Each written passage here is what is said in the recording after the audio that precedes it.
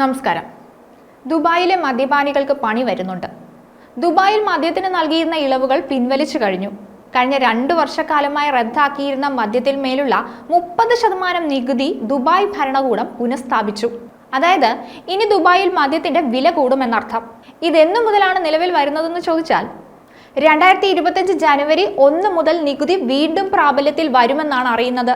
2023 Dubai municipality എമിറേറ്റിലെ മദ്യവിൽപ്പനയുടെ 30% നികുതി ഒരു വർഷത്തേക്ക് നീക്കം ചെയ്തത്. വ്യക്തിഗത ആൽക്കഹോൾ ലൈസൻസിനുള്ള ഫീസാണ് മാരിടൈം ആൻഡ് മെർക്കന്റൈൽ ഇന്റർനാഷണൽ പിൻവലിച്ചത്. ദുബായിലെ മദ്യവിലയിലെ വലിയൊരു പങ്കും മുനിസിപ്പാലിറ്റി നികുതിയായിരുന്നു.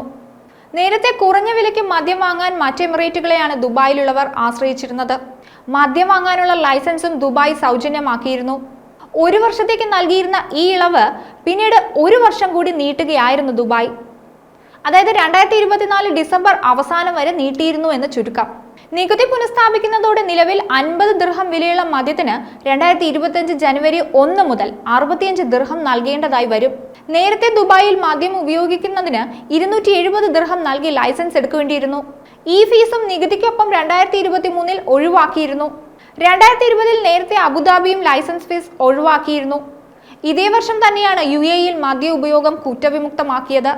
21 വയസ്സ് പൂർത്തിയാക്കിയ വ്യക്തിക്ക് വീടുകളിൽ ഇരുന്നോ ലൈസൻസ് ഉള്ള സ്ഥലങ്ങളിൽ നിന്നോ മദ്യം കഴിക്കാമെന്ന നിയമം അനുശാസിക്കുന്നുണ്ട്. ദുബായ് എമിറേറ്റ്സ് ID ഉള്ളവർക്കും പാസ്പോർട്ട് ഉള്ളവർക്കും വിനോദസഞ്ചാരികൾക്കും മദ്യം ഉപയോഗിക്കാനുള്ള ലൈസൻസ് സൗജന്യമായി ലഭിക്കും. മദ്യത്തിന്റെ നികുതി പുനഃസ്ഥാപിക്കുന്നതുമായി തങ്ങൾക്ക് നിർദ്ദേശം ലഭിച്ചതായാണ് പ്രമുഖ മദ്യ റീറ്റെയിലർമാർ പറയുന്നത്. അതേസമയം നികുതി പുനഃസ്ഥാപിക്കുന്നത് റെസ്റ്റോറന്റുകൾക്കും ബാറുകൾക്കും ഗുണകരമാകുമെന്നാണ് വിലയിരുത്തുന്നത്. നിലവിൽ മദ്യത്തിന് വില കുറഞ്ഞതിനാൽ ആളുകൾ നേരിട്ട് മദ്യം വാങ്ങി ഉപയോഗിക്കുന്നത് കൂടുതലാണ്. നികുതി പുനഃസ്ഥാപിക്കുന്നതിലൂടെ ഈ വിൽപ്പന കുറയുകയും മദ്യപിക്കുന്നവർ കൂടുതലായി ബാറുകളെയും റെസ്റ്റോറന്റുകളെയും ആശ്രയിക്കുകയും ചെയ്യുമെന്നാണ് കരുതുന്നത്. ഇവിടങ്ങളിൽ മദ്യത്തിന് കൂടുതൽ ഡിസ്കൗണ്ടുകളും ഓഫറുകളും ലഭിക്കുമെന്നതാണ് കാരണം. മദ്യം അടക്കമുള്ള ലഹരി പദാർത്ഥങ്ങളുടെ ഉപയോഗം ഇസ്ലാമിക വിശ്വാസങ്ങൾ പ്രകാരം നിഷിദ്ധമാണ്. ഇസ്ലാമിക രാജ്യങ്ങളിലും ഇതിനനുസരിച്ചുള്ള നിയന്ത്രണങ്ങളുണ്ട്. സൗദി അറേബ്യ പോലുള്ള രാജ്യങ്ങളിൽ നിയന്ത്രണങ്ങൾ കർശനമാണ്.